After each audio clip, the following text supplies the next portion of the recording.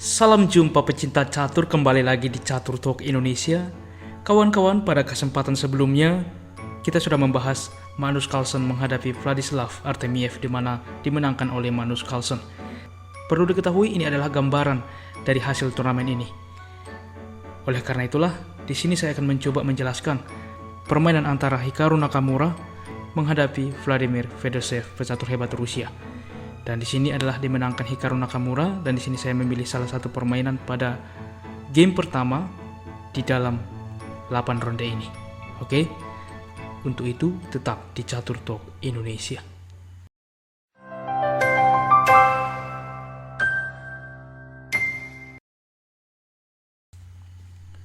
Baiklah kawan-kawan, kita langsung ke permainan.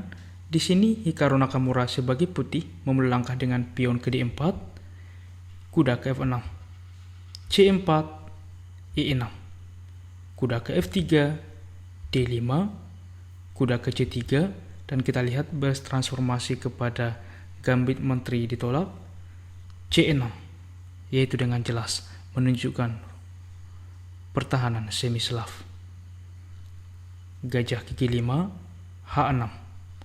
Di sini gajah memukul kuda. Tapi ada juga mainan saya akan menunjukkan kepada Anda, yaitu jika gajah mundur, di mana opsi yang sering dilakukan ialah dengan pion memukul pion, E4, G5, mengusir gajah, gajah mundur gigi 3, B6. Ini adalah salah satu variasi yang sering juga di dalam permainan seperti ini. Kita kembali. Di posisi ini gajah memukul kuda.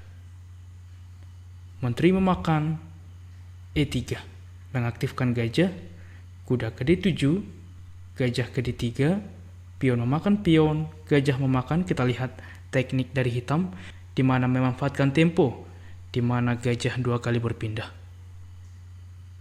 Gajah ke D6, rokade, menteri ke E7, menteri ke D3, rokade, benteng ke D1, B6, dengan kemungkinan mengaktifkan gajah, benteng ke C1, gajah ke B7. Dan ini cukup berbahaya ke depan, yaitu dengan memajukan pion, dengan jelas akan mengaktifkan gajah, mengancam kuda. Sehingga untuk itulah gajah ke A6 mencoba menawarkan pertukaran gajah, benteng ke B8 melindungi gajah, gajah kali gajah, benteng memakan gajah, kuda ke E4. Kita lihat teman-teman, dengan tempo mengancam gajah, tetapi dengan tujuan utama benteng mengancam pion. Sehingga benteng ke C8 melindungi pion, benteng ke C2 mempersiapkan menumpuk benteng, benteng ke C7, benteng ke C1, kuda ke F6. Di sini menawarkan pertukaran kuda, kuda ke D2 memperkuat kuda, C5 mencoba menawarkan pertukaran pion, dan Nakamura melanjutkan dengan kuda memakan kuda skak. Di sini pion yang memakan. Coba kita lihat kawan-kawan, apabila di posisi ini menteri yang memakan, bagaimana? Apa yang akan terjadi? Maka dapat dilanjutkan dengan kuda ke E4 mengancam menteri. Dan di sini hitam mempunyai suatu trik, di mana dengan gajah memukul pion skak. Kita lihat, apabila raja memakan, maka menteri ke H4 skak. Raja kembali ke G1, C4 mengancam menteri, di mana menteri adalah satu-satunya perwira yang melindungi kuda, sehingga akan mengembalikan perwira hitam yang sudah dikorbankan. Benteng memakan misalkan, terjadi pertukaran, maka akan kita lihat teman-teman. Di permainan ini, permainan kembali sebanding, dengan pengambilan inisiatif dari hitam yang cukup baik. Oke, kita kembali ke partai aslinya. Di posisi ini, pion yang memakan, menteri ke A6, dengan jelas mengancam benteng ke depan. Kita akan lihat bagaimana taktik yang akan dilakukan oleh Nakamura. Perlu diketahui ini adalah speed chess atau catur cepat, sehingga tidak butuh banyak waktu untuk memikirkan bagaimana kombinasi yang terjadi. Pion memukul pion, maka di sini kawan-kawan coba, jika Anda di posisi ini, Anda pause video ini, temukan langkah terbaik putih, atau langkah yang dilakukan oleh putih di posisi seperti ini. Bagaimana kawan-kawan? Nakamura membuat suatu keputusan yang cukup berani, di mana ia mengorbankan menteri dengan menteri memukul benteng. Lihat teman-teman, pengorbanan menteri.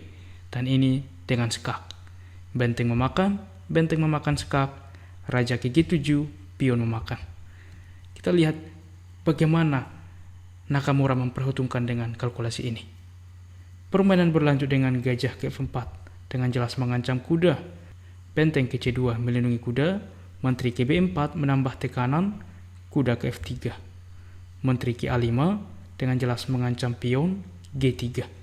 Terlebih dahulu mengusir gajah dan juga mempersiapkan gerak raja ke depan. Gajah ke D6, B3, yaitu membuka akses benteng melindungi pion. Menteri ke F5 dengan jelas mengancam kuda sehingga langkah simpel raja ke G2. Menteri ke E4, benteng ke C3, yaitu bermanuver ke depan mengancam menteri. Pion ke B5, benteng ke D8 mengancam gajah. Gajah ke B4, benteng ke C8. Dengan jelas di baris ke-8 langsung menekan ke raja ke depan. F5 membuka akses pelarian bagi raja sehingga benteng ke D7 mencoba untuk menyerang di baris ke-7. Gajah ke A5 sehingga mencegah benteng untuk berpindah ke petak C7 sehingga di sini benteng memukul pion mengancam gajah. Gajah ke B6, benteng ke D7. F4 dengan jelas menawarkan pertukaran pion. Benteng ke D6 mengancam gajah, gajah ke A5. Benteng ke C5 dengan jelas mengancam pion dan juga dengan tempo ke depan mengancam menteri. Gajah ke B4 mengancam benteng sehingga di sini ada terlebih dahulu benteng ke E5 dengan tempo mengancam menteri, menteri ke C2, benteng ke B6 dengan jelas mengancam pion. Di sini pion kali pion, pion kali pion, gajah ke C3. Benteng memukul pion, menteri memukul pion, benteng ke B7 dengan jelas memberi tekanan kepada pion F7 ke depan. Menteri ke B2 mensupport gajah untuk mengancam pion, benteng ke E4 melindungi pion atau memperkuat pion dan juga dengan inisiatif ke depan berpindah ke F4 langsung memperkuat mengancam pion F7. Raja ke G6, benteng ke G4 skak, raja ke H5 kembali mengancam benteng, benteng ke F4 kembali mengancam pion F5. Dan di sini coba kawan-kawan, Anda pause video ini, temukan langkah terbaik putih yang juga membuat Vladimir Fedoseev menyerah. Bagaimana kawan-kawan? Apakah Anda dapat menemukan langkah itu?